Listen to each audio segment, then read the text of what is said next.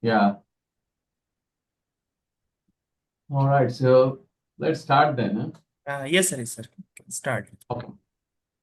So can you see the slides now? Yes, sir. Okay.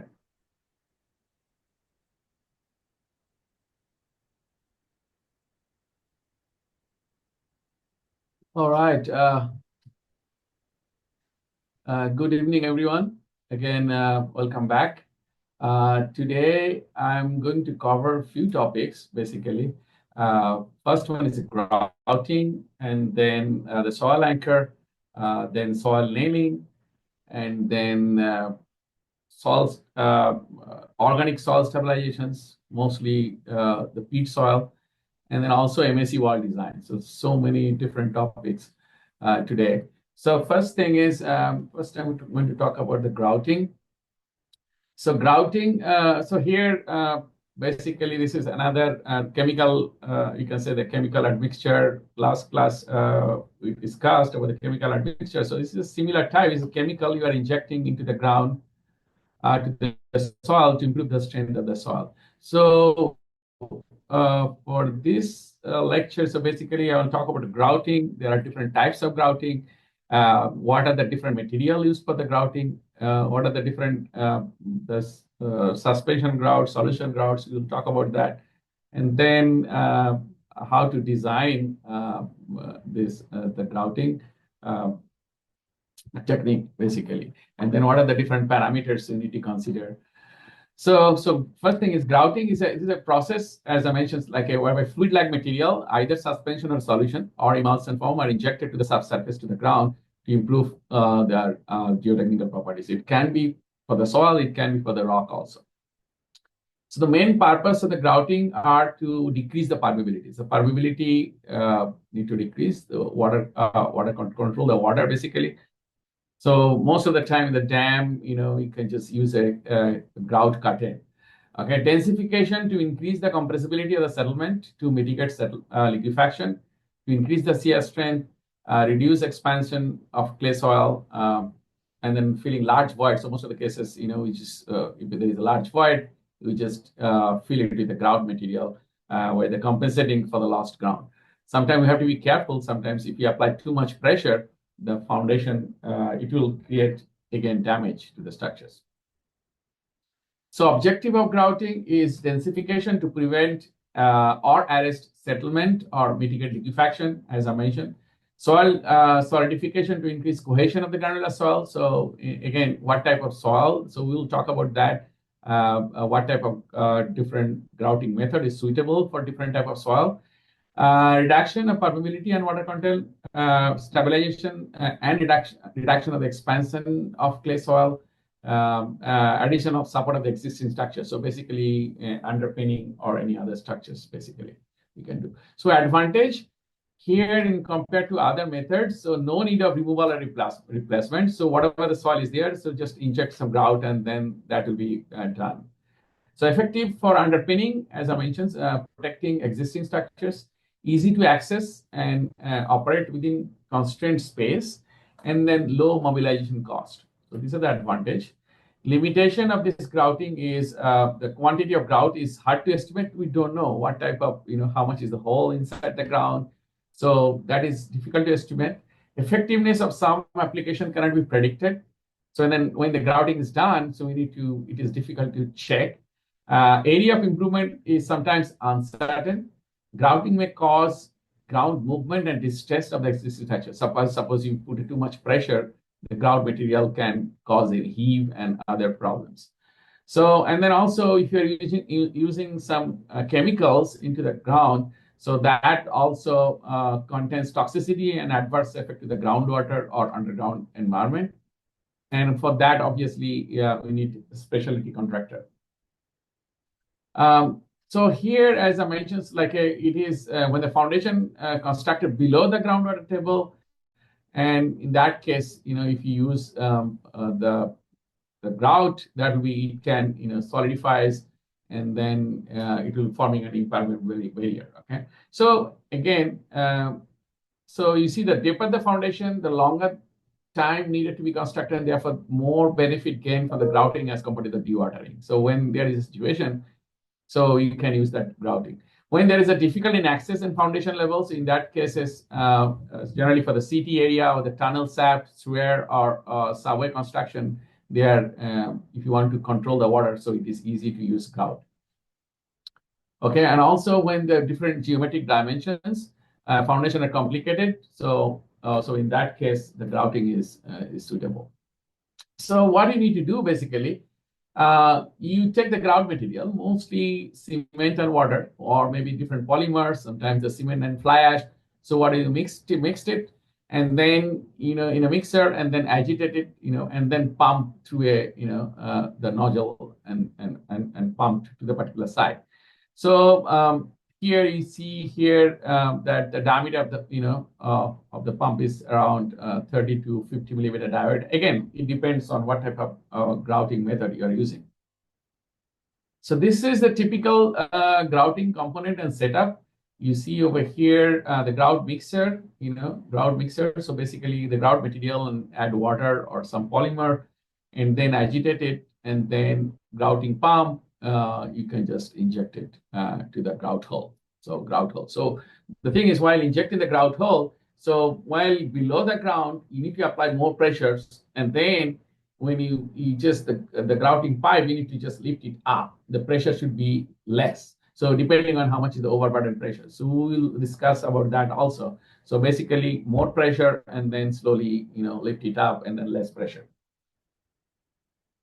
So depending on the function, the grouts are the following types, different types of grout. So one is the permeation grout or penetration grout. Then compaction or controlled displacement grout, hydrofracturing or uncontrolled displacement grout, jet or replacement grout or displacement grout, and then last one is the compensation grout. So there are different types of grout, and how you what are the different advantages and disadvantages? What are the different pressure you need to apply for different types of grout, and what type of material or the particle size is suitable? So we need to check, and from there you can find out whether that material or any material is suitable for this type of grouting. So we need to later on, you will see that we need to find out the groutability ratio. And from there, we can find out that what type of grout, the different types of grouting method is suitable for a particular type of grout. So this is first one is the permeation grouting. So basically just grout hole through the makeup hole, and then inject the grout. And basically you're not applying too much pressure. So just it just flow into the in the soil. So mostly it should be granular type soil, and it should be very loose type of material. The second one is the compaction grouting. So we apply a little bit of pressure so that the grout material is pushed the soil and compact the nearby soil. Okay. Then the hydrofracturing. So most of the time, so we apply too much pressure, and then so just for example, you are injecting through a fractured rock. So we apply pressure, and then grout material go and fill that hole of the rock. Okay. So but if you apply too much pressure, that is not good also. It will create more damage and then good. So and then the jet grouting, also you can do like a deep mixing column. So using jet grouting, so there are air and water, and there are 2-3 valves, and then you just inject the grout and then rotate it and mix it, and forming a column of the grout material. And last one is the compensation grout. Okay. So first one, as I mentioned, the permeation grout or penetration grout. This is the most common and oldest grout method. So typically used for sandy type soil, and the soil with permeability less than 1 times 10 to the minus 6 meter per second. Less than that is not this type of so if the permeability is very low for clay type of soil, this grout is not suitable. This is suitable for only for sandy type soil. Just inject the grout, and then it will flow at its own. Not too much pressure. Then this is the permeation grouting. Different types of grouts. We'll talk more about that. What are the different types of grout materials generally used? And then also when you pump this, so you need to know the grout material's viscosity of the material. So it is not water, right? It is mixed with water and some grout material. And when the flow takes place, obviously you need to know that viscosity of the material. and then also what type of flow, Newtonian flow or non-Newtonian flow. There are all these different things. We'll talk about that. So again, for permeation grouting, the cement, if it's a cement, so there are different water to cement ratios, like a 2:1 to 10:1, depending on the site or what type of strength you need. Gravel, so this is suitable for gravel to coarse sand, and the permeability should be more than 5 times 10 to the minus 4 meter per second. Remarks is you see here the clay added to reduce the cement content sometimes. Bentonite, if you are using bentonite slurry, bentonite and water, so is 4:1 to 10:1. This is also gravel to find sand. Sometimes the cement added to increase the permeability, increase the permanence. So basically, for long-term durability. Chemicals, sometimes you use different type of solution, silicate or acrylic resins and others. So also, permeability should be more than 1 times 10 to the minus 6 meter per second. And the grout hole spacing should be 2 to 5 meters. So this is for the permeation grouting. Then the next one is the compaction grouting or controlled displacement grouting. So what you do, basically injection of a very stiff pumpable grout mixture, very high pressure into the specified area of the soil. So basically you see over here, the grout material will displace the soil nearby. So in this situation, you see the grout remains more or less intact as a mass and exert pressure on the soil or rock and compact thereby dense. So compacting nearby soil and weaker zone. So basically you can densify the nearby soil. Then the compaction grouting is most commonly done in stages, working from the bottom or deep injection, then up, since this is the fastest method. So basically you inject the bottom and then the pressure is more and then just lift up, okay, and then inject the grout material. So however, top-down injection is often used for shallow injection. So depending on the situation, so we can use different types. So compaction grout techniques are pre-constructed site improvement to arrest foundation settlement. So rectify sinkhole problems if there is any, or to lift or any level of slab or foundation. So inject the grout, it can rectify, so that compact the soil, or it can, rectify the foundation or any, settling structures. So displacement grout, again, what are the different types of material? It can use like a cement, bentonite, water, soil, all these different types of material. And then also grout hole spacing should be 1.5 to 5 meter. And the grout pressure is up to, 4,000 kilonewton per meter square. So you have to inject pressure so that the adjoining soil will be compacted. Okay? So this is suitable for all type of soil, loose grained soil, soft grained soil also are not, which are not saturated and filled underground for filling underground cavities. Okay, not saturated. Okay, we can do that. So displacement compaction grout following situations what situation you can use the densification of the thin strata of underlying dense soil are located in considerable depth. So you can use that. So densification of the pocket of loose soil beneath the foundation or floor slabs, so that inject the grout and that soil layer will be filled with grout material and increase the strength. Filling of large underground cavities caused by the broken underground utility lines or piping or erosion and dissolution. So in that situation, there are different situations you can use this compaction. So over here, just for example, thin strata, as I mentioned, the loose soil beneath the dense soil. So in that situation, it is good. There is a loose soil, so you can inject the grout material in the loose soil, then it will be good. So densification of the loose soil, so you can, the grout hole, and then inject pressure. So the adjoining soil over here, this will be densified, okay, and then go up. So here, slab jack, sometimes the floor slab is settling because of the erosion and other things. So what you can do is just grouting zone over here so that it can uplift. So this is a sinkhole. Again, it is commonly used for the sinkhole, but again, it is very difficult to estimate how much quantity of material needed for the sinkhole. Okay. Then third one is the hydrofracturing on uncontrolled displacement grout. Okay. So here in this case, the grouting pressure is greater than the tensile strength of the rock or being grouted. So if there is a crack, you just inject more with higher pressure, so that will fill that gap. Okay. The latter material fails and the grout rapidly penetrates in the fracture zone.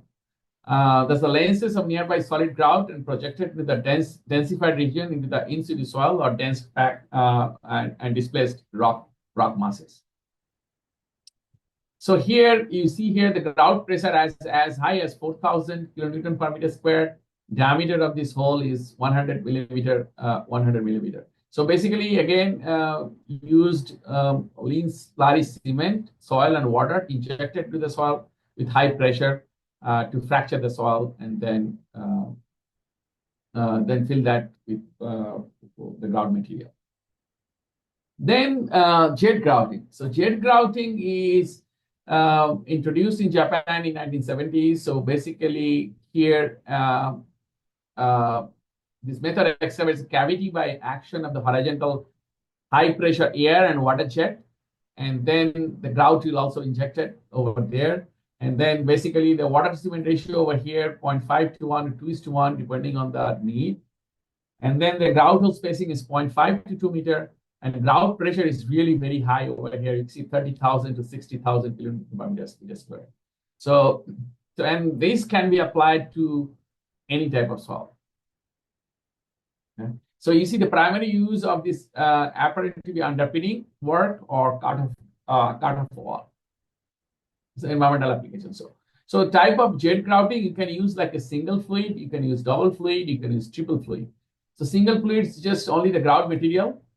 And then double fluid is the air and grout material it can inject, and then with high pressure, and then it can rotate. So it will be forming a column of, the soil plus soil plus grout mixture, basically. And then the third one, you see that the air, water, and then the grout material, and it will be rotating and the mixing that also. For injection, so you see how it looks like over here in this. The first you have to make a hole and then inject this the grout material. Over here you see over the second pictures, the air, water, depending on the system you use, and then finally it's just bottom and then lift it up. So basically it will be forming a column like this. Okay. So So again, as a grouting material, sometimes using for underground underpinning. So some of the existing structure is there, and then you have to improve the strength of the foundation soil. So sometimes we just inject grout material to fill that hole and to increase the strength of the soil, the foundation soil. So, but you have to be careful while doing this. If you apply too much pressure, then it will be a problem. So these are that suitability of the grouting methods, and depending on what particle size. You see over here, for gravel, sand, and silts, you see the jet grouting is suitable for any type of soil. This is suitable for all type of soil. Gravel, cement slurry is suitable mainly for the gravel. Okay. Chemical grouting is suitable for gravel and sand. Permeation grouting is obviously, for the gravel and sand, so no pressure. And then compaction grouting is, it can be for sand, and hydrofracturing, it can be for sand and clay also, and also for the rock. So again, these are the different technique we already explained earlier. So depending on the particle size, the displacement grout, hypercompaction, so all these things you already explained. So admixtures, thermal treatment, reinforcements, and then also chemical grouting over here. Chemical grouting and displacement grouting is basically over here. So the chemical grouting for the gravel and silt, gravel, sand, silt, and displacement grouting can for sand, silt, and clay. So again, groutability of the soil depending on there's a relation with the grout material and the soil particle size. So whether this, we need to see the permeability of the soil, you need to see the permeability or viscosity of the grout material, and then find out what is the groutability ratio. Sometimes, if whether it is groutable or not, we need to find out from the groutability ratio. So here, permeation grouting, so there are different types of material. It can be resins, it can be silicon or emulsions, bentonite cement, it can be only cements. So different types of material, the permeability, effective soil diameters. So from here, you can find out whether this groutable or not, so that you can find out from the groutability ratio. So I'm going to talk about that. But here you see this is non-groutable, marginal groutable over here, and then this is the for sand to gravel, this is groutable. So depending on the particle size, you can find out. Again, you need to check the properties of the grout material and properties of the soil need to be grouted or improved. So we need to check both properties and find out. So these are again field application of the grout material or for the granular soil. The cement, where you can use the cement, where you can use the clay or bentonite cement with for gel or emulsified bitumen, silicon gel, resin. So there are different situations and what type of soil you can use depending on the permeability of the soil itself. So this will give you a guideline from Xanthakos papers. This table is found. Application, again, I mentioned earlier, densification of the granular soil, raising settled structures if you apply pressure, so the grout material will lift up the foundation or any structures. Settlement control, underpinning of the existing foundation, excavation support, protection of the existing structures during tunneling, and then also liquefaction mitigation, and then water control. Okay. So again, we will be talking about what are the different types of grout material.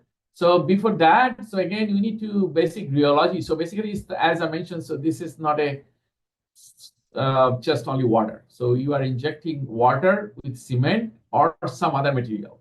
So we need to know that what type of fluid and their viscosity. So basically, we need to check most of the time when you mix with the grout, it's not Newtonian fluid, so it will be Brigham body.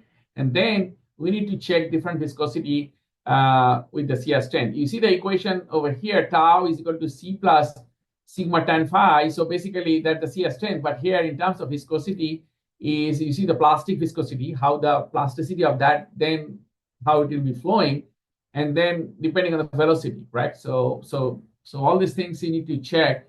So velocity and the CR stress also is important. And also you need to check the dynamic viscosity, plastic viscosity, apparent viscosity, and the cohesion, all these different parameters you need to check. So, and then from there you decide how much will be the pressure. So again, rheology behavior of the Brigham body for the internal friction. So over here, earlier normal cases for C5 soil, we use the cohesion and angle of inlet friction. Tau is equal to C sigma phi. So over here, gamma d is coming, mu d and dv by dx. So basically this velocity and the viscosity is coming into the picture. So again, at the bottom, you see here C plus sigma tan phi. So this term is adding over here because of this because of the viscosity is coming into picture. So how much is the flow, and depending on how much is the shear strength of the material. So this one is, you see that the apparent Newtonian fluid, the apparent viscosity and the plastic viscosity is the same. And this is the viscosity for plastic viscosity and for the Brigham fluid. So what is the apparent viscosity and plastic viscosity for Newtonian fluid is the same. So basically you need to calculate that what over here, as I mentioned, the CR strength you need to check, and from there you can find out that how much the pressure you need to apply later on. Okay? So here again, that the viscosity and with time with the material, injective time and the setting time you need to check, because you are using cement, right? So if you are using cement is with initial setting time is 30 minutes. So we need to, and how the viscosity is going to change with time. So that's one you need to check. So it depends on the flowability, right? So if it is too much delay, you cannot pump it or it cannot flow. So injectable time is, you see that 25 to a little bit more than 30 minutes initial set, and then this is the final setting over here, and how the viscosity is going to change. So viscosity is is much higher. You see almost 120, the final setting. Initially, it was 0, and then around 20.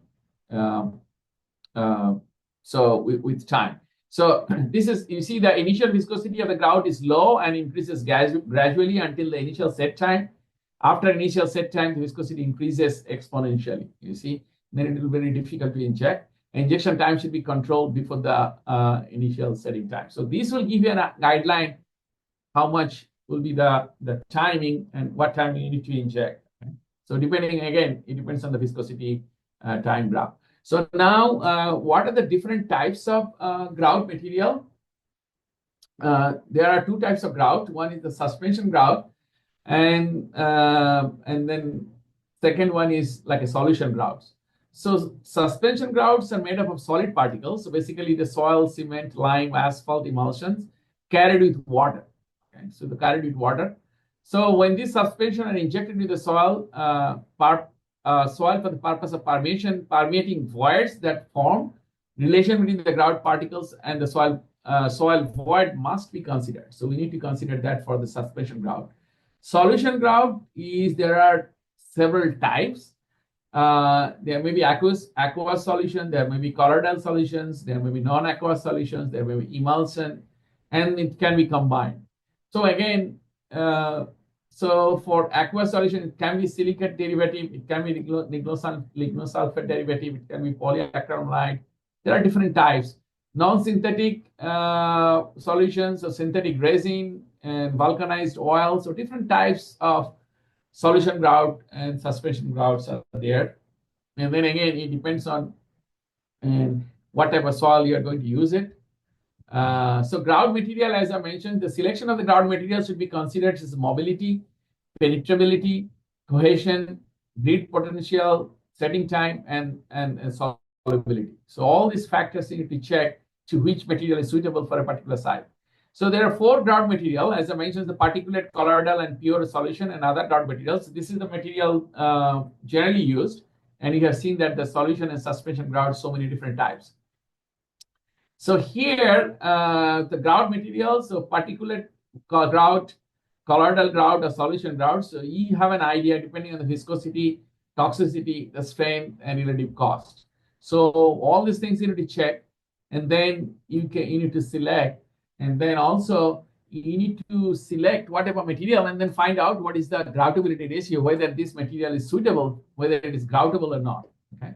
So most of the time, commonly people use the particular material like a cement 1 type, or ultra fine cement, and then water cement to water ratio injected. So that is very common. And it can be colloidal solution, the silicate, it can be solution grout, lignosulfate, polyethylene, polyacrylamide, so all these different types. So this is very important. Groutability ratio is an indication of the injectability of the solid suspension grout in the granular material. So what is that? So basically D15 of the soil. So the soil you are trying to improve, that is D15 from the particle size distribution graph, 15% finer. So, and then D85 is for the grout material itself. Okay. So the D8 particle size, 85% of the soil is finer, particle size of the grout being injected. Okay. So again, so this is, if this ratio D85, D15 of the soil, D85 of the grout should be more than 25. Okay. So it should be more than 25. So then the grouting is possible. If it is less than 11, then the grouting is not possible. So that is very important. You need to check. And obviously, it depends on the particle size, and then also what type of grouting you are using. So this will give you a guideline also. The particle size, limit of groutability for cement, for clay, for if you are injecting clay type of material, or bentonite, or cement, asphalt emulsion, and if you are injecting as a grout material. So this will give you a guideline. So again, basic injection. So as I mentioned, so you have to make a hole into the ground and then inject that grout material, and then you just lift this pipe up, right? So initially more pressure, and then the less pressure. So this is basically you need to find out how much is the quantity of discharge into this area, correct? The grout material. So we need to find out, as I mentioned, so we need to know a few things, and then you need to know the velocity. You need to know that how much maximum height, it injected, and then also it depends on the porosity of the soil. So finally, you can calculate how much the grout material really injected into that area. Okay. So the ground is uniform or isotropic. We assume that Newtonian flow injected from the bottom to the pipe and then penetrate to the radius r. So we can find out all these relations. And then also you need to know the permeability that the beta G is the grout to water viscosity ratio. So that is also very important. So we need to know the permeability of the soil. You need to know the permeability of the grout. And these are the viscosity of the material for the different types of material and the concentration of the solid. So this is also another different types of material and the coefficient of permeability. I'm going to go in detail. So again, compaction grouting, what is happening over here? What should be the, you apply pressure and then you add joining because the grout material compact to the nearby soil and basically densify the soils, okay? So here, depending on, you see here that how much is that the initially, that the compacted soil over here are not, and the grout material is the radius is basically that RP over here, and then how much the area is really controlled. So basically, how much is the lateral pressure applied? So we need to find out from there. Basically that depending on how much the soil is basically the compacted, you can find out from these equations. Hydrofracturing, again, as I mentioned, so this will be applied too much of pressure and fracture the rock. Injection point, you see how the grout material is, transported to the fractured rock. Initial stage of grout injection, initiation of fracture. So we apply more pressure, penetrate the grout into the fracture, low viscosity grout, penetration of grout into the fracture with high viscosity grout. So depending on situation, you can use this method. Okay. So sometimes, this is generally used for the rock.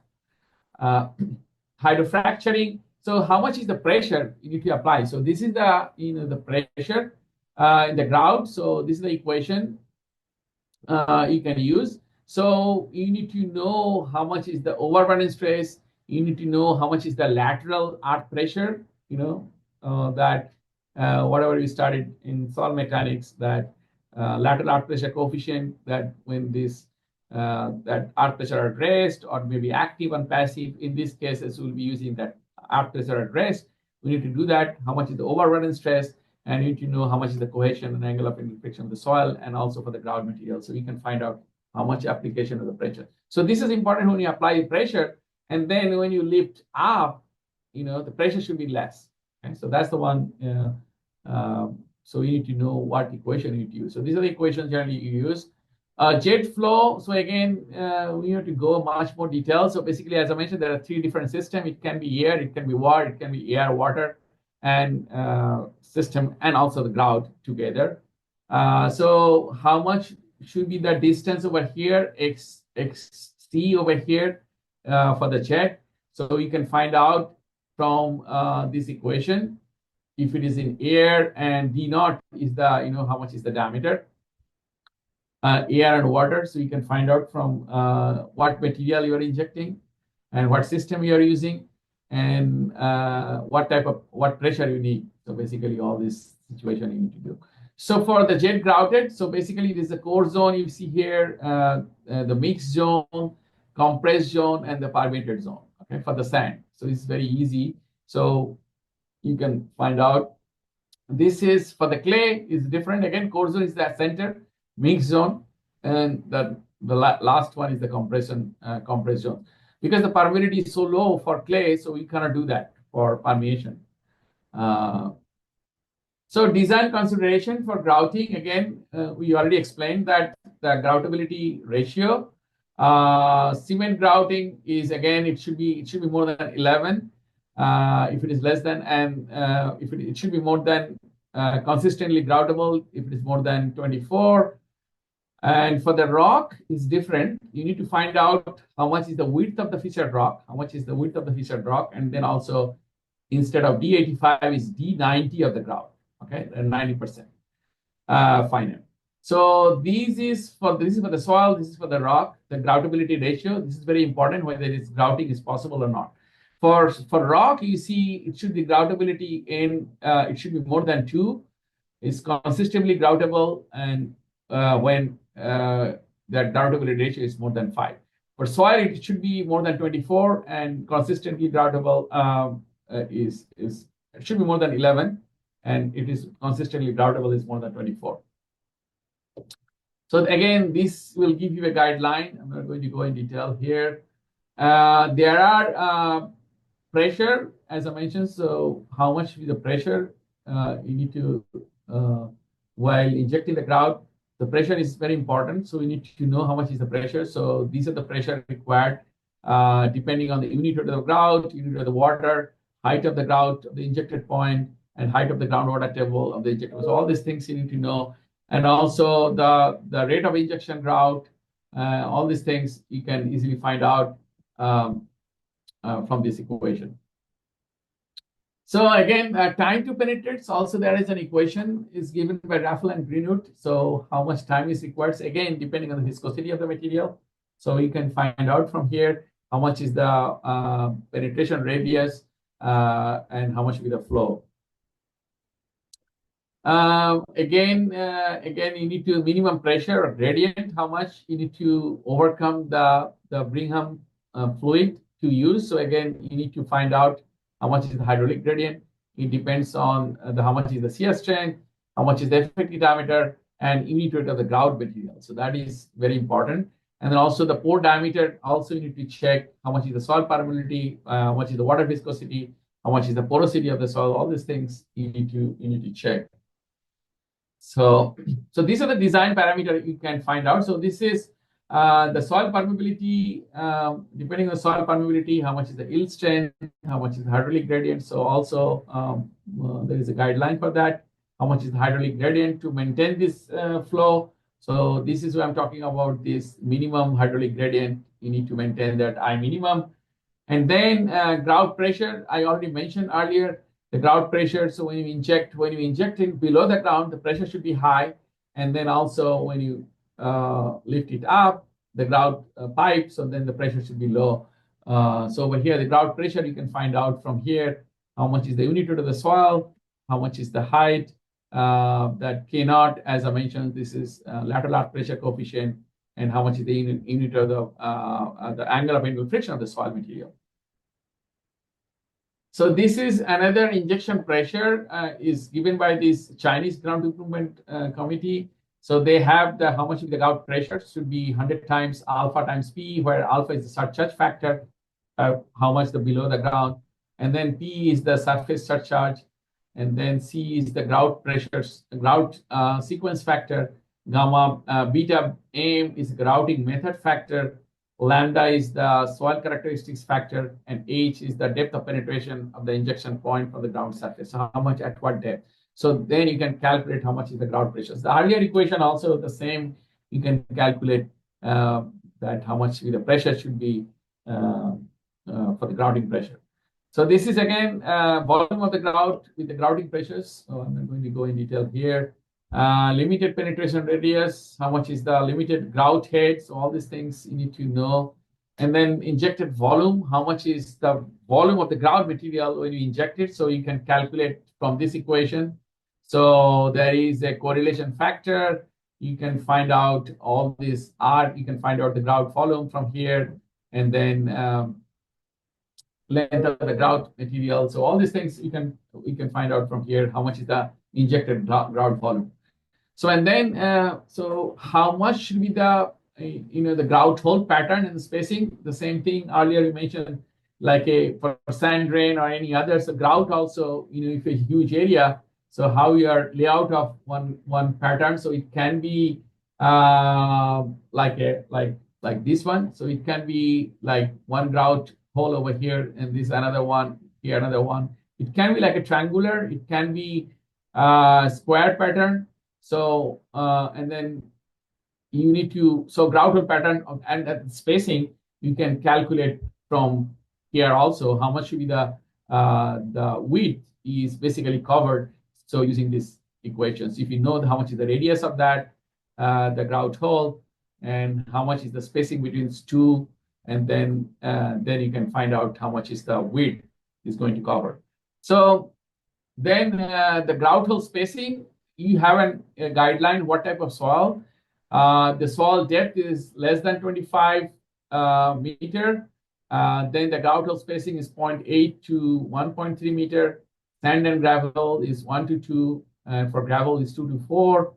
And then also sand and gravel permeability you need to check, And then for the rock, it is the grout hole spacing 1 to 3, or open cracks is 2 to 4, and different structures. So again, you need to do 3 to 5, or cavity filling, you need to have more because you need really huge quantity of the grout material to fill that hole or cavity or sinkhole. So for the compaction grouting, there are again several equations are there for the grouting. So as in compaction grouting, you apply pressure, you are adjoining the soil nearby, correct? So grout hole spacing you can find out from equations, and you can find out how much the ground is going to heave. So that also you can calculate, and how much is the pressure over here is 700 to 300 kPa, and grout material generally is cement, ordinary Portland cement, and the slump with 25 to 75 millimeters. So it's very liquidy type of material generally used. Then for hydrofracturing grout, so over here, so we apply pressure, and then there is a minor crack. You just inject with high pressure so that the fracture will be filled with the grout material, and then it will be forming a whole soil mass will be stabilized, or rock will be stabilized. So again, the jet grouting we mentioned, you have seen different single, double, and triple, technical capabilities. So mostly the air, water, and the grout material. And then for the gravel, this is single one is good. Clean sand, you can the single, double, or triple. So I'm just again the air, water, and gravel grout material. It can be injected and rotated, and then lift it up. Mixing forming a soil cement column, or salt, or any other chemicals forming a column, and then go out. So this will give you that what method for what type of soil is more economical for selecting a jet grout. So depending on, as I mentioned, there are 3 methods, so you can select which one is the best. Then jet system, you need to find out how much is the unconfined compressive strength also. So you see unconfined compressive strength 7 to 22, 7 to 20 for double and gravels, 3 to 14 UCS strength, and for sand and gravel 3 to 10 UCS strength, and this is the column diameter. So basically you see the point, it can be 0.6 to even 2.5 meter, depending on that the column diameter. So if you apply too much of pressures, it can make a column of 2.5 meter diameter. So you get a huge column, and you can construct on that type of like a column. Earlier you mentioned like for the lime soil, also you can make a lime column. Same thing, you can make a jet column using jet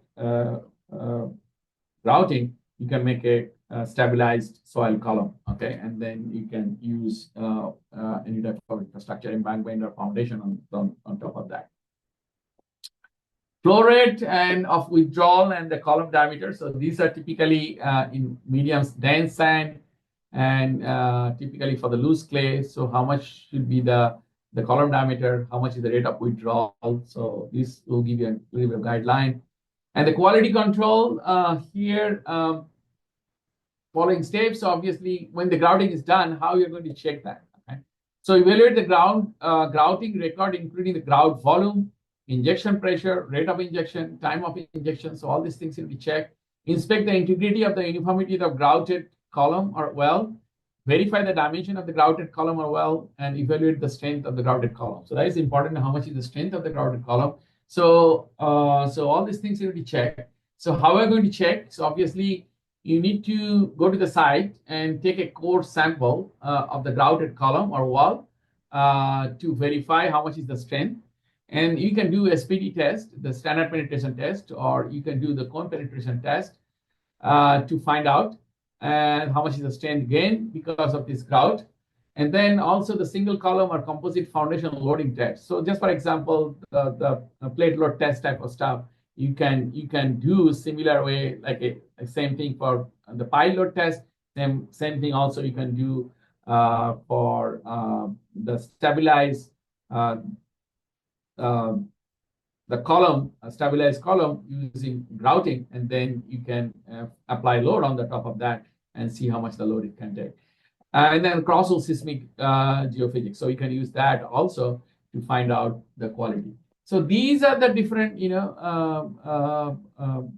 as I mentioned, this is how to check that the quality of the grouted material. Okay, I think that's all up to this. This is up to the grouting now.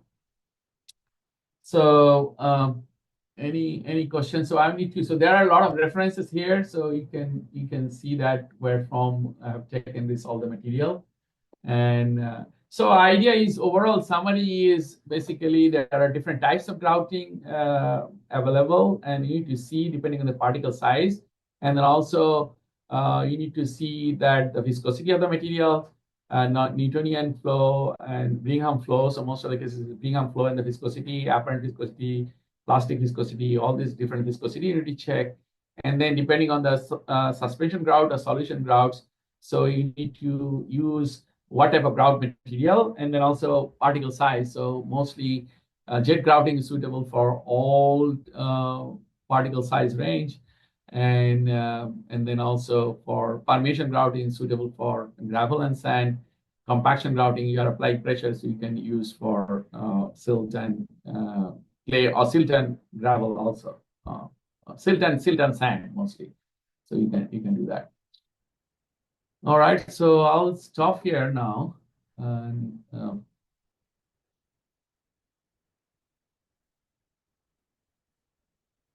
so um, anyone has any questions? I don't know. I mean, we are not going to solve any problem on this grout pressure or how to for any different grout. Most important thing is how much the grout pressure you need to really apply. And there are standard equations that are available, and then you can use that equation depending on the overburden pressure, the viscosity, unit weight of the soil. So, and then earth pressure coefficient. So easily you can find out how much the grout. Only thing is when you go below the ground because of the surcharge load, you need to apply more pressure and then just lift it up. As the grouting proceed, just lift it up and forming the stabilized grout column. All right. So now I should talk about that ground anchor, soil anchor, and then the soil nailing. Okay. Let me share now.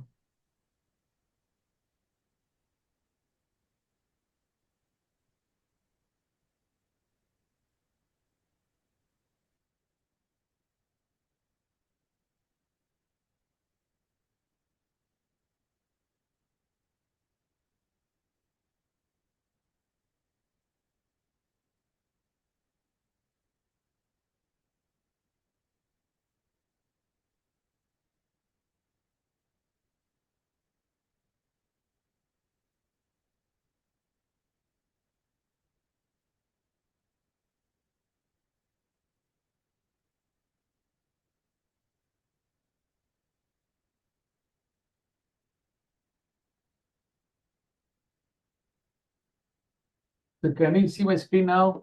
Ground anchor? Yes, sir. Okay. All right. So I have to go quick. So I'm going to talk about very basic about the ground anchoring system. What is ground anchor? What is the advantage? How to design? I'm not going to go too much of detail of design, but the basic, fundamentals of grouting. And then grouting anchor and the soil nailing is almost a similar type concept, but I'll go quickly and then talk about that soil nail also. So ground anchors, also called the tie back, and which relies on the pre-stressed steel or tendon bonded with the stable mass at greater depth and distance to provide the tensile resistance. So basically, the ground anchor is basically a steel rod. You are inserting into the ground, and then you have to inject some grout material also there. So tensile force is induced by the pre-stress with the steel tendon provided additional normal stress and critical surface. So the shear strength along the critical slip surface increases, thus resulting in the high factor of safety against sliding. So over here, so this is the ground anchor. So brief history is temporary support of excavation system before 1970, but people are using as permanent structures now. Ground anchor is a device to transferring the tensile load to a secure load bearing soil or strata. So we check what type of soil is suitable, this grouting, this anchoring. An anchor is a tie-rod or steel bar or cable or multi-stranded cables having tensile strengths more than 800 meganewton per meter square. So basically, the tie rod is surrounded by cement and some other fixing agents. And basically, it's a steel rod, and we call it that is tandem. And there are different sizes of steel rod is available. So you see for 26 millimeter to 64 millimeter diameter. Okay. So basically what you need to do over here, use the deep excavation. So it can be used for deep excavation. It can be used for vertical rock anchor for tying concrete dam with base, anchor in tall installation tower, anchor in dry rock, conventional concrete gravity dam, highway retaining walls, slope stabilizations. There are several applications you can use. So basically, idea is anchor transmit the tensile force to the main structures, okay? To the surrounding soil. So over here, this is like an anchor over here, and then some portion of this over here, this is filled with the grout. So we'll talk more details about that. Hello, excuse me, sir. Okay. Sir, slides are not moving, sir. Really? So what you can see now? Only the first slide, sir, ground anchor. Oh, really? So this one? No, sir. Not moving. So now you can see? No, sir. Just you can try once. Shall I just stop share and do it yes, again? sir. Yes, sir. Okay. Yeah. Unless someone tell me, I don't know what is going on. Thank you, at least,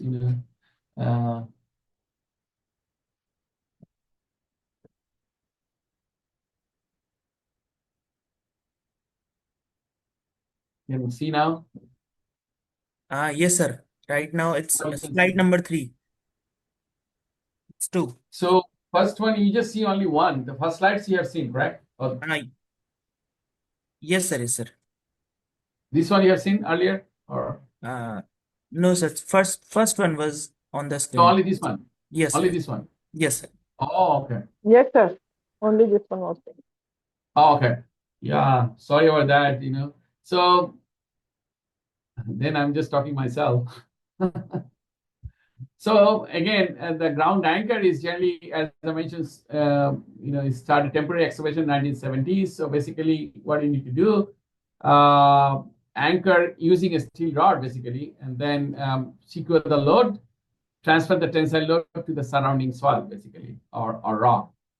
Is a tie rod. It can be, a steel bar. It can be cable. It can be multi-stranded cables having tensile strength should be more than that. And sometimes the steel rod can be, it's called tendon, and then also it has available in different diameters. So 26 millimeter to 64 millimeter. So it can be used for different applications. Deep excavation. Can you see the slide now? Yes, sir. Yes, sir. Yeah, different uses of ground anchor, correct? Yeah, yes, sir. Yes. Okay, good. Deep excavation, it can be used the vertical rock anchor, trying concrete dam base. So sometimes the uplift pressure, so you can do that. Anchor of trawl installation, tower line, anchor in dry dock, high retaining walls, slope stabilizations, uplift pressure, all these things. So basically, anchor transmit the tensile force to the main structures in the surrounding soil. Okay. So that's become a substructure itself. So like this example is over here, the vertical, the concrete dam. So you can use the anchor over here, so it will not topple. Same thing for the tall tower. And you can do the anchoring. You can do the anchor for the dry dock so that it can resist the hydraulic pressure or hydraulic head. So these are different examples. Also, the concrete gravity dam, ground anchors, and the anchor system over for the slope stabilization. So you can see the stabilize the slope. You can see the high retaining wall using this anchor. And then, so basically, you just insert a steel rod into the soil or rock, and then make a hole first, and then insert the steel rod, and then inject grout. So that's how, and then so this is a temporary excavation, and it can be used for the permanent also. So uplift slab, so I already mentioned that. So benefits of this, the anchored wall compared to the gravity wall, just for example, unobstructed workspace for excavation, ability to withstand relatively large horizontal pressure without requiring significant increase in the wall cross. So we'll talk more detail in the retaining wall design. MSC wall eliminates the need of selected backfill. So you just don't need to backfill, eliminates the need for deep foundation support, and reduce construction time. So these are the few things you need to. So here, general features of the anchor. So you see over here, so at the center, there is a steel rod or tendon. Okay, the center is a steel rod. And then there are some portion you see the anchor bond length, and that is the tandem bond length, and the front part is called that unbonded bond length. Okay, and then so inside there is a centralizer. So centralizer generally used to that the steel pipe should be at the center of the hole, and then you see at the bottom you see this the anchor grout. So you just inject the grout material. So this is the anchor diameter. So this is with the grout materials. This portion is called the fixed grout, and this portion is called the free grout. So later on you'll see that, and then and on the top there is an anchor head, and there is a bearing plate, and the bearing plate is attached to it with the nut and screw. Okay, anchor nut and bolts. So this is overall things. So idea is when you inject when you anchor a steel rod into the soil or ground, there should be some critical failure surface, and then this portion of this bonded lane should be into that beyond that active zone. So we'll see that. So this is anchor component or plate bar. So this is, as I mentioned, the tendon, and then the bearing plate and the anchor nut on the top. And advantage: no obstruction for workspace during excavation. Tolerable to large lateral pressure without significant increase in the wall cross section. Used for temporary excavation. No need of selected backfill. I mentioned earlier, fast construction.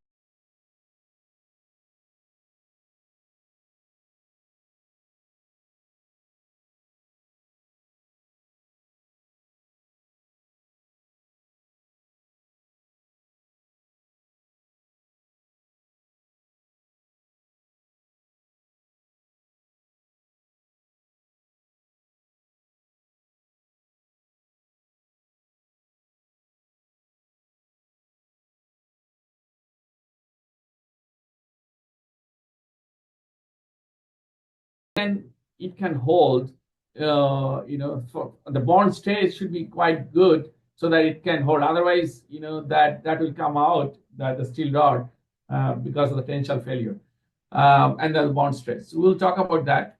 And the difficulty may arise in construction watertight connections at the anchor's structural slab interface below the groundwater table. So if it is a groundwater table, below the groundwater table is not good, this anchoring method. So there are different 4 types of ground anchor generally commonly used. One is like the straight type A, type B, type C, and type D.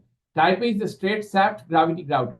So first you just make a hole, insert the steel rod or tendon, and then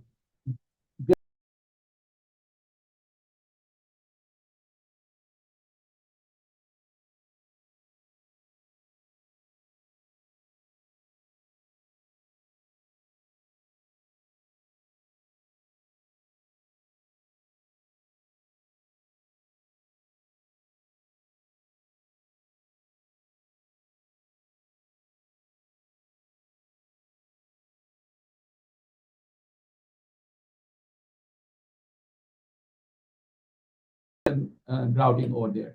The post-grouted, so over here, this one, you have to do one grouting material, inject the grout, and then give some time gap, and then apply a little bit more pressure, and then grout it.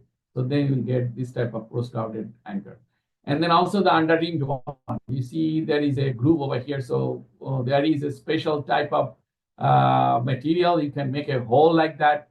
And then a similar type of concept like when you do like under-reamed pile construction.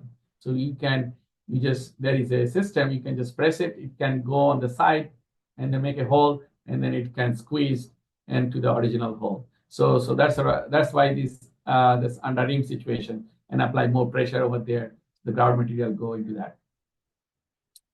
What type of material that the 4 methods? So what type A? This is suitable, typically installed for rock and stiff or hard cohesive soil.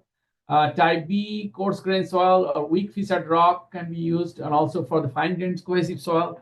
The pressure over here is 0.3 megapascal, 0.35 megapascal. Then type C for the post-grouted. So again, high pressure grout fracture, initially grouted in the wedge outward to the soil to enlarging the grout body. Then under-reamed one is used to farm to hard cohesive deposits. So these are the different methods or different types you can use it. So how the load transfer mechanism, this is very important. So you see here, this is just for example for sheet pile wall, or you need to stabilize this slope over here, just for example. So what did you do? Basically, you just insert this tendon, and then it's bearing plate and nuts, as I mentioned. And this is the grout material injected over here. This portion is not grouted, but sometimes you use a very thin grout. This is the active zone, and this is the critical failure surface over here. How the bond strength, bond length, obviously, if it is failed, it is coming out, then the purpose is not solved. So if it's the bond shear strength is go on increasing, and then ultimate bond strength will be, and this is the stable zone. So there is an active zone. This is the stable zones over here, and this is a critical surface over here. So this is another pictures over here. This is the active zone, and this is the passive pressures. And then when you design an anchor, so we need to know how much is the height, how much is the depth of penetration of the sheet pile, just for example, and then you anchor it. And then obviously when you do this, the grouting part, it should be beyond this failure line, okay, beyond this failure line. And then otherwise it will not be stable. If this zone is within this active zone, this is not going to solve the purpose. And then there is an equation also for that, at how much should be the value of psi, or so here it's much more detailed. So here there is one anchor, this is second anchor. So you need to, while designing, you need to know how much will be the spacing, how much will be the length of this. So all these things you need to know. And then most of the time the anchor can be horizontal, anchored in horizontal. It can be and at certain inclinations.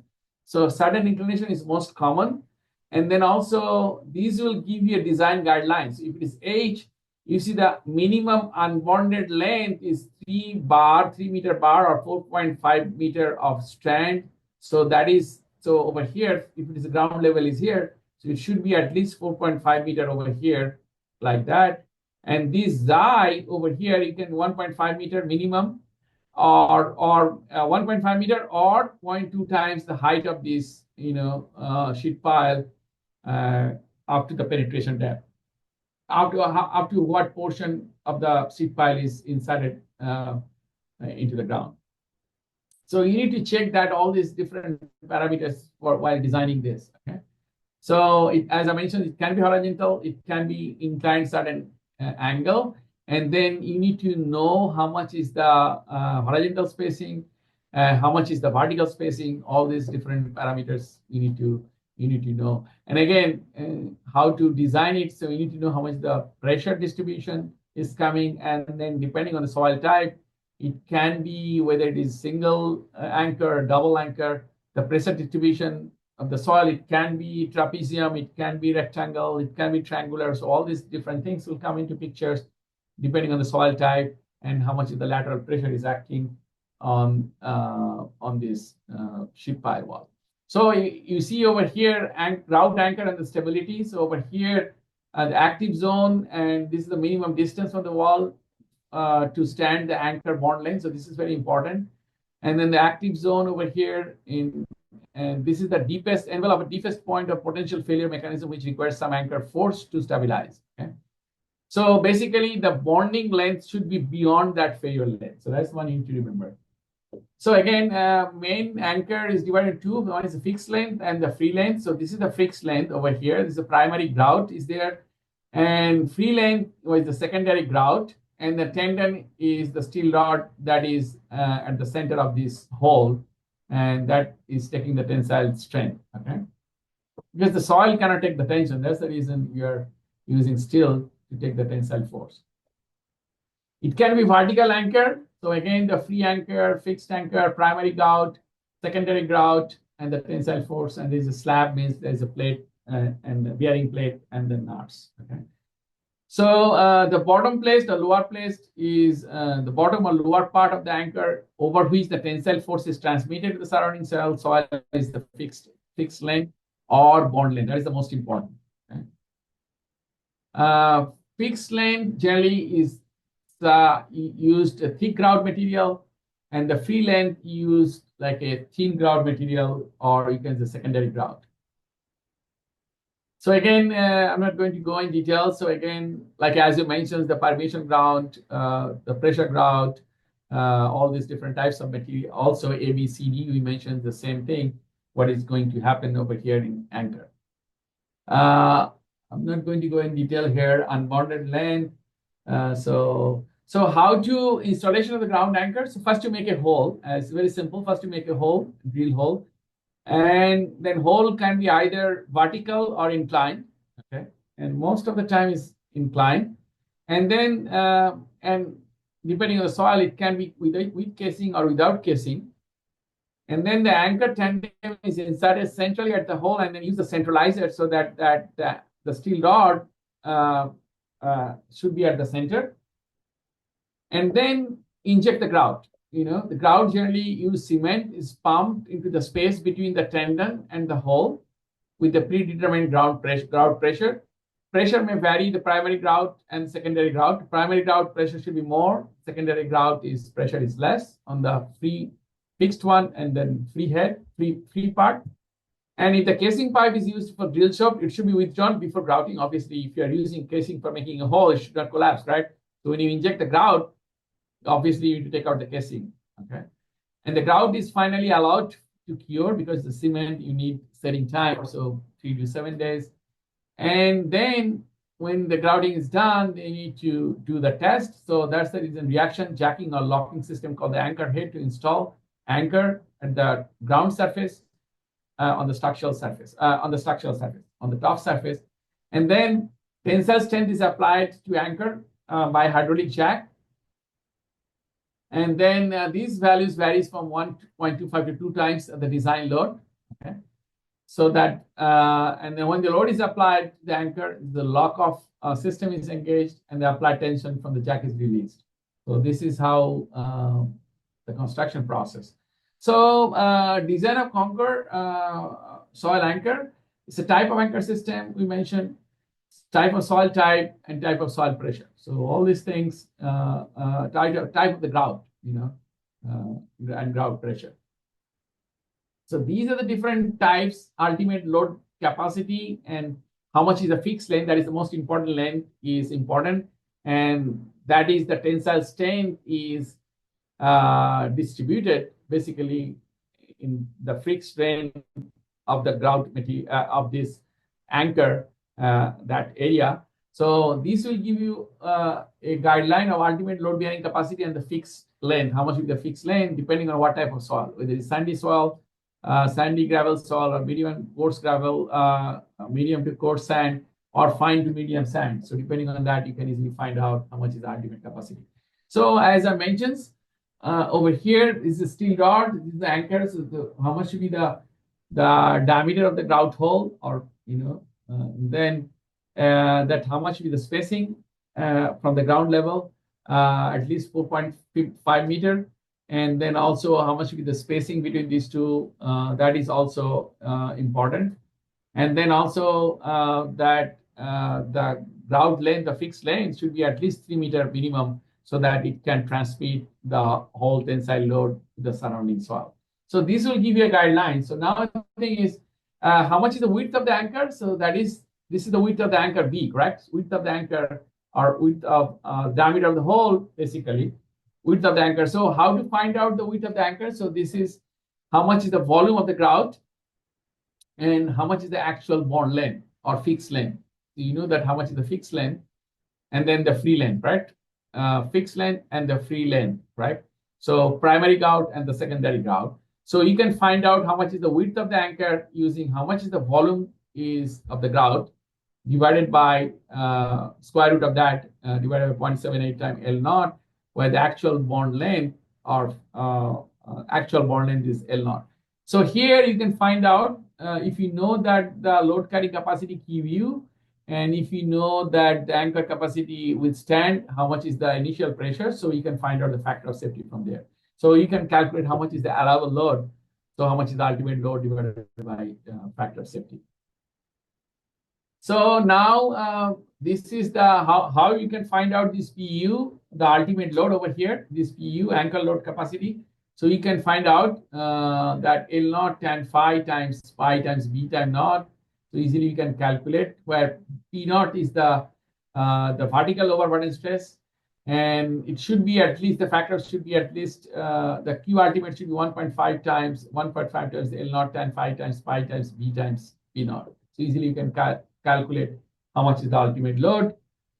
And then now if the anchor is in cohesive soil and if the anchor is in sandy type soil, also if it is under rim circular anchor or straight circular anchor, how to find out the ultimate capacity. So and then what should be the bond strength between this and the surrounding soil. So that there is a standard table is available. So easily you can find out how much is the ultimate capacity for anchored in cohesive soil. Okay. So just for example, if it is a straight or under rim, if it is an under rimmed one, you can use that ultimate capacity using this equation, where is the under rim diameter capital D, where small d is the shaft diameter, and then NC is the bearing capacity factor, and then it is for mostly this is for clay, so that's why this bearing capacity phi is equal to 0, and that's why this value is N. And you can calculate this using this equation, the ultimate capacity. And then for straight anchor, you can use this using this equation to pi times D times L0. This is the fixed bond length, fixed anchor length. That is the most important. And then SB is that the soil to grout bond. So soil to grout bond. So this is the most important. That is the standard values are available. How much is the soil, the bond strength? So if you know that, you can find out the ultimate capacity for the straight anchor. As I mentioned, that ASB you can find out from this table. So depending on the diameter and the typical grout pressure and then the friction. So this is the soil anchor and the suitable soil for anchorage. And then also I'm just going to go over here, high pressure grout and small pressure grout. But I'm just going to talk about this one over here. How much is the bond strength, as I mentioned, for the cohesive soil, depending on the type of soil and SPT value, and then you can find out the bond strength. If you know this SV, the bond strength, and then easily you can find out how much is the ultimate capacity for it is under rimmed or straight, okay, for cohesive soil. So now here, this is the possible failure mode. So idea is the tensile failure in the tendon. So idea is when there is a steel plate, a steel rod itself fell, then what is the purpose of using this? So then that is not good. Then pull out failure. Sometimes, we just, because the bonding stress is not enough, so it may pull out. So that is not good. So again, the pull out failure, a tendon or grout bond. So then this is a situation like that. Failure of the wall of bending. So again, the sheet pile wall, it bends like that. So that is not good. Failure of the wall due to insufficient passive capacity. Again, it is not inserted into that, the sheet pile. So that is not good. It can be rotation failure. It can be insufficient axial capacity. It can be failure by overturning over here. It can be failure by sliding. It can be failure by rotational failure. So these are different types of failure of the anchor system. So I'm not going to go in detail arc pressure. So again, this is the one, the typical cross section. You have seen this figure. This is the one, actually, this is the primary grout or fixed length. This is free length. Is the imaginary, the line of failure, active zone. So the bonding stress, the bond length should be beyond that active zone. And then also it should be minimum overburden cover should be 4.5 meter minimum length, minimum depth. And then, and this angle over here, this 45 degree plus pi by 2, the pi is basically the angular reach of the material over here. Okay. And then obviously the unbonded length should be minimum 4.5 meter. Okay. So typical diameter should be smaller than 150 millimeter. And then, typical hole of the diameter approximately 300 millimeter. Okay. So drill hole for the anchor is typically 150. So depending on the situation, how you are designing it. Okay. So these are the several values you need to check. Anchor length, total length of the anchor ranges from 8 meter to 9 meter to 18 meter. As I mentioned already, unbonded length should be at least 4.5 meter. Distance of greater of 1.5 meter or h/5 design length, and should be overburden cover at least 4.5 meter. You mentioned already. Anchor bond length should be 4 meter to 12 meter, and the anchor bond length in rock should be 3 to 10 meters. So these are the guidelines. And inclination angles, as I mentioned, it can be vertical, it can be horizontal, but most of the time it is inclined at certain angle, and that is 10 to 45 degree angle, ranging from, again, commonly used 15 to 30 degree below the horizontal directions.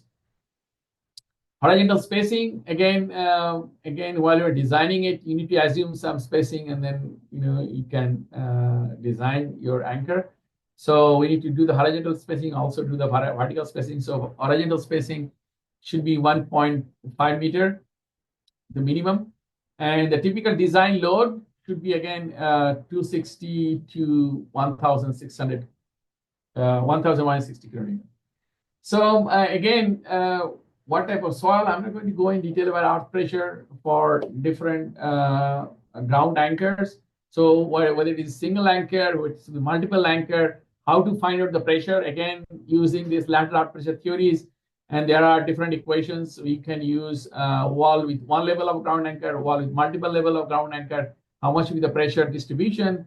And from there, you can find out the bond length and the bond stresses from this equation. So again, this is for the arc pressure in sand. This is for the arc pressure in clay. Again, with only one anchor, it can be multiple anchors. So how to calculate the pressure from using this lateral arc pressure theory. Sometimes if the arc pressure is in the soft to medium clay, then this is the anchor. This is the Ka. You can find out this is a trapezium type of stuff. You can calculate that so basically from here, the pressure distribution, you can calculate how much the pressure is coming into that the anchor, and how much the pressure that the anchor can take. Okay. So there are two types of method, again, the anchor load of a single anchor or multiple anchors. So it can be, you can use these equations over here, tributary area methods. You can use the hinge method, the two different methods to find out how much is the capacity or how much is the tensile force. So you can, any of these two methods you can use. This is for the single anchor. This one is for the multiple anchors. Again, two methods. You use tributary area method. You can use the hinge method. So to calculate how much is the tensile force. And again, you need to know what type of pressure distribution for what type of soil is there. So that is important. And then for anchor load, you can find out from here, and based on the spacing. And the total anchor load, you can calculate. Horizontal shingle anchor, how much is the load, you can calculate. And then finally, you can calculate the bond capacity. Earlier, you have seen that for sandy type soil or for clay type of soil, how much is the anchor capacity, you can find out from this equation. If you know the diameter of the hole, if you know that anchor bond stress, if you know that the anchor bond length, so how much is the fixed length basically, and you can calculate how much is the capacity, bond capacity. Okay, I already explained that earlier. So this is how we calculate for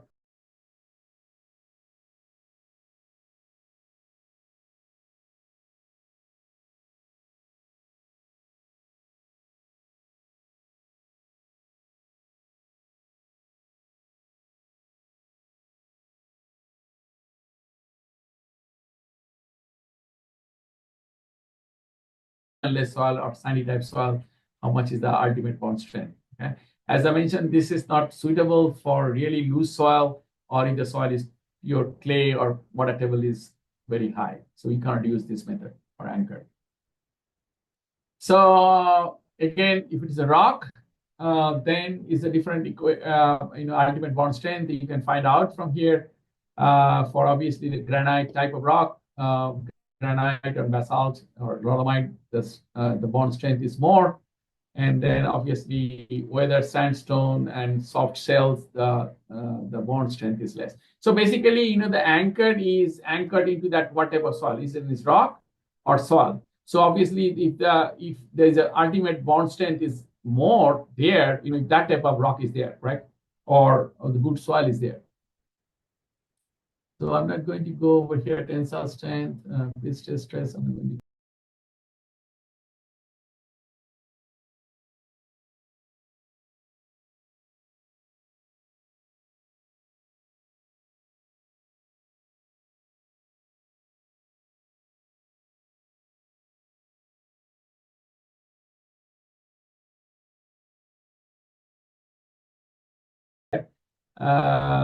The steel rod or tendon, and also sometimes use some grout. Also, do good to protect, and then also sometimes use an epoxy also.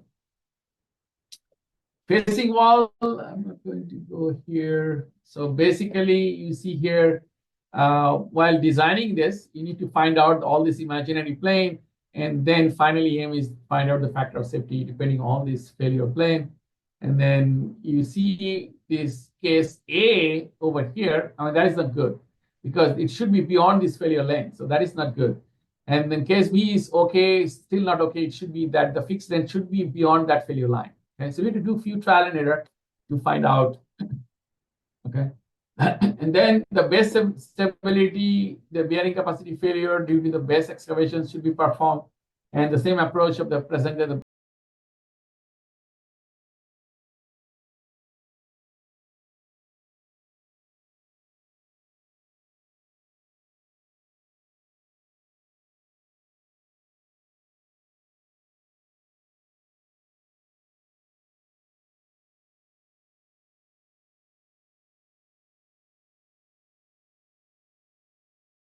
So this is not a good option.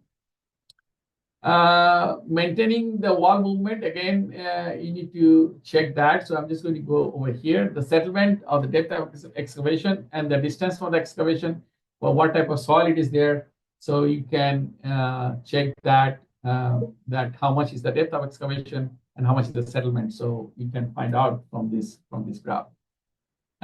Construction, you already mentioned that you just make a drill hole, insert the tendon steel rod, installing the trumpet on anchor, and then grout, insert the grout, and then testing the stressed or pre-stressed grout anchor, the lock off, and the cutting tendon protrusion. So, and then the quality, as I mentioned earlier, also the quality control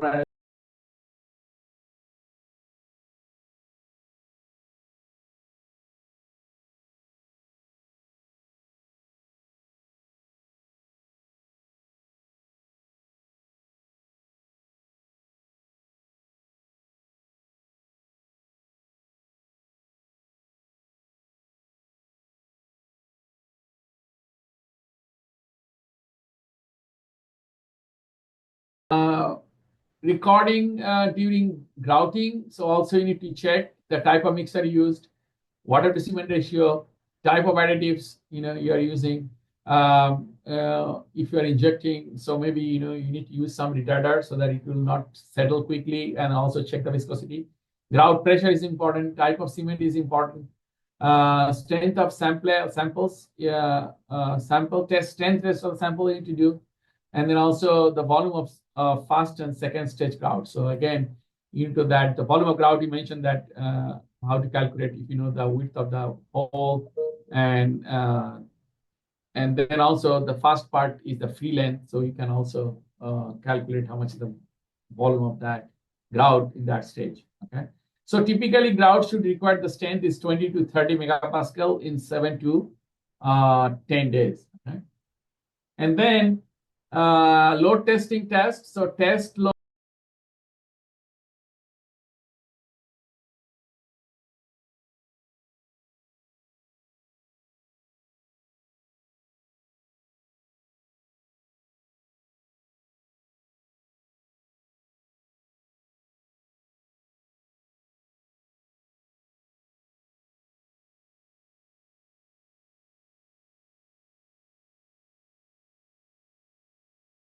Performance test of the anchor. Again, performance test, you can test involve several load cycle, increasing magnitude until the test load. So load increasing until the design load. After each load cycle, check the elastic and residual deformation of the anchor are recorded. Test load, so at least hold 10 minutes to evaluate the time-dependent deformation for the creep. And this test is to verify the anchor capacity to establish load deformation behavior. And then the proof of anchor test, the proof test applies to several incremental load. So you need to do, and then for 10 minutes before unloading, the initial alignment load, and also examine whether test anchor is acceptable with the applications. Okay? And then obviously, as I mentioned, so if it is a creep, so then you need to do at least the test for 8 hours, and then also test done for cohesive soil more than plastic skin is more than 20, or liquid limit is more than 50. So that's all for this ground anchor. So if you want to design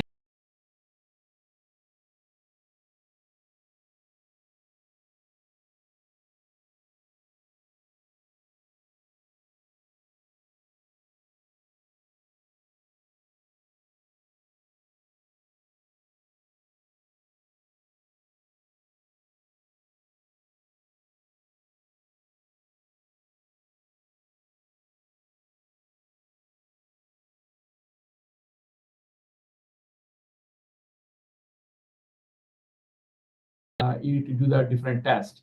And obviously, you need to know that the grout material and used, and then also all these strength tests you need to do. Okay.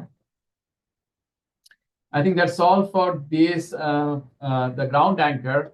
I think I'll go to the next topic is like a soil nailing. The soil nailing is almost the same type, so I'll go quickly. So, and then there are different softwares, there are different methods also for soil nailing. So I'm going to talk about that. This is little bit almost similar type, but a little bit different, and there are different methods also to install this soil nail. Okay, I'll just stop here.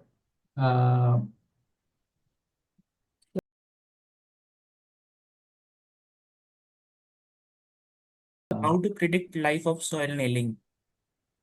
Oh, I'm going to talk about this. So this is a ground anchor. So I'm going to talk about soil nail now. Okay. Okay. Okay. Okay. So, and the regression is helpful. So yeah, obviously all these things you need to do field test.